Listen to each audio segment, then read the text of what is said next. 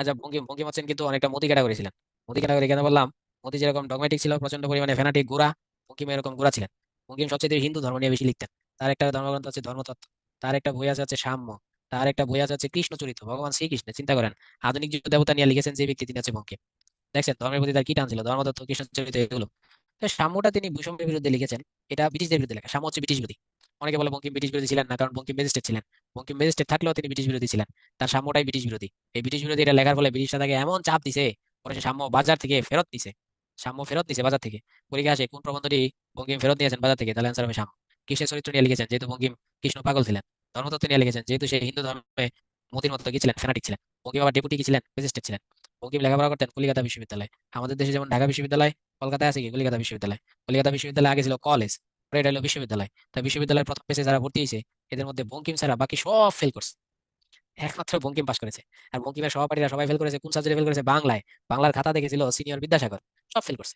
পরে সব ফেল করার পর বিদ্যাসাগর কি করলো, 10 দিল গ্রেস। 10 গ্রেস দেওয়ার পর বঙ্কিম পাস করছে। বিদ্যাসাগর এক জায়গায় লিখেছে বঙ্কিম বাংলাটা খুব ভালো বুঝে।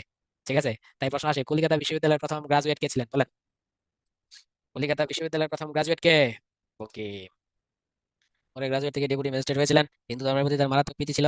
তিনি প্রেম ভালোবাসা পছন্দ করতেন নাকি করতেন না বলেন তো? বঙ্কিম প্রেম ভালোবাসা পছন্দ করতেন নাকি করতেন না?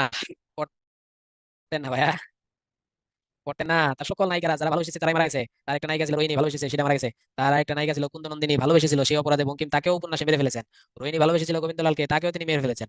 কুন্দনন্দিনী ভালোবেসেছিল আহ কি যেন জ্ঞানেন্দ্রকে, তাকেও তিনি যোগেন্দ্রকে কি কুন্দনন্দিনী, যাক পরে দেখবো না।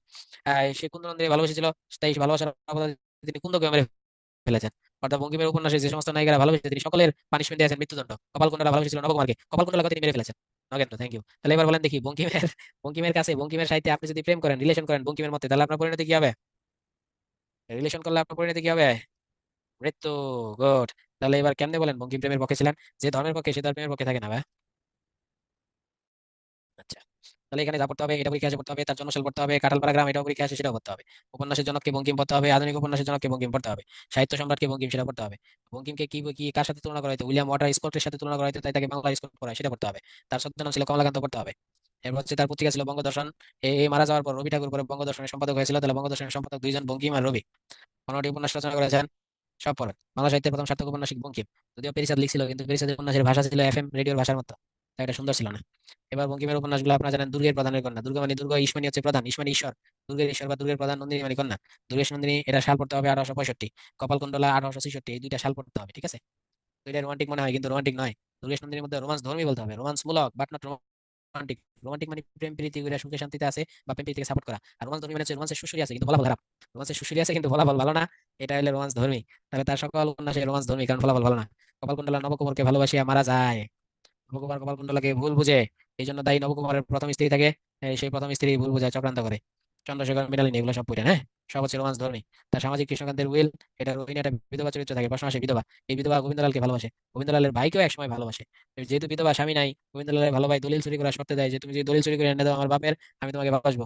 এরপর সে দলিল পর্যন্ত চুরি করে, রে ভালোবাসার জন্য বিধবা মানুষ।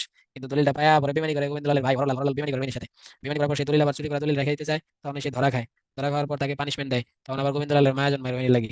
এই মায়া থেকে ধীরে ধীরে প্রেম হয়ে যায়, প্রেমে প্রেমে গোবিন্দলাল নিয়ে ঘর ছাড়া হয়। গোবিন্দলাল তার স্ত্রী থেকে ভ্রমণ, ভ্রমণকে ফালাতে আর রোহিণীকে নিয়ে বেরিয়ে যায়।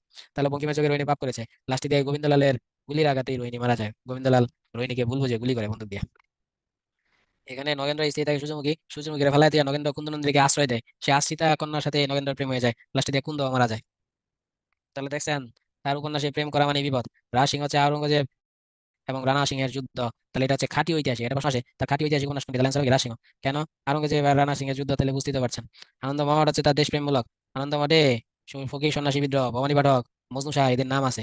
ফকির সন্ন্যাসী বিদ্রোহের নাম আছে ভবানী পাঠক, মজনু শাহ, তাই এটা হচ্ছে কি দেশপ্রেমমূলক, দেশাত্মবোধক। এবং এটা রাজনৈতিক, এটা ঐতিহাসিক না, রাজনৈতিক। দেবী চৌধুরানী, এটা কিন্তু আপনারা জানেন যে রংপুরে যে জমিদার আছে, সেই জমিদার, কৃষক বিদ্রোহ, এসবের কাহিনী। দেবী চৌধুরানী। সীতারাম তার ঐতিহাসিক। এর মধ্যে এই তিনটাকে তার বলা হয় কি উপন্যাস? এই তিনটাকে তার বলা হয় আদেশ, সংক্ষেপে আদেশ। আনন্দমঠ, দেবী চৌধুরানী এবং সীতারাম, এই আদেশ হচ্ছে তার ত্রয়ী উপন্যাস। এই তিনটা উপন্যাসের নায়ক প্রায় সেম। আনন্দমঠ, দেবী চৌধুরানী এবং সীতারাম, এটা তার ত্রয়ী উপন্যাস, খুবই খুবই ইম্পর্টেন্ট। এই তিনটা বঙ্কিমের কি উপন্যাস? ত্রয়ী উপন্যাস। এছাড়াও তার, বঙ্কিম যেরকম একদিকে প্রচন্ড পরিমাণে ধার্মিক ধর্মীয় গোড়া, অপরদিকে সে প্রেম বিদ্বেষী, মারাত্মক প্রেম বিদ্বেষী ছিল। এমনকি রোহিণীকে সে ভয়ঙ্কর ভাবে মেরেছে তার উপন্যাসে। সে বিধবা বিবাহ বিদ্বেষী ছিল বলতে পারেন। এবং তিনি অপরদিকে তিনি রম্য সাহিত্যিক ছিলেন, হাস্যরসাত্মক ছিলেন মারাত্মক।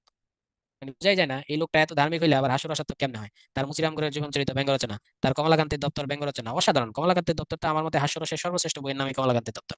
ধর্মদত্ত যেহেতু তিনি ধার্মিক ছিলেন, ধর্মদত্ত অনুসরণ লিখেছেন, কৃষ্ণের জীবনে লিখেছেন, সামনে বাজার থেকে কি করেছেন, প্রত্যাহার করে নিয়েছেন, একটা কাব্যগ্রন্থ লিখছে। তার ত্রয়ী উপন্যাসটা আমরা বলেছি আদেশ, আনন্দমঠ দেবী চৌধুরানী এবং কি সীতারাম, তার ত্রয়ী উপন্যাস।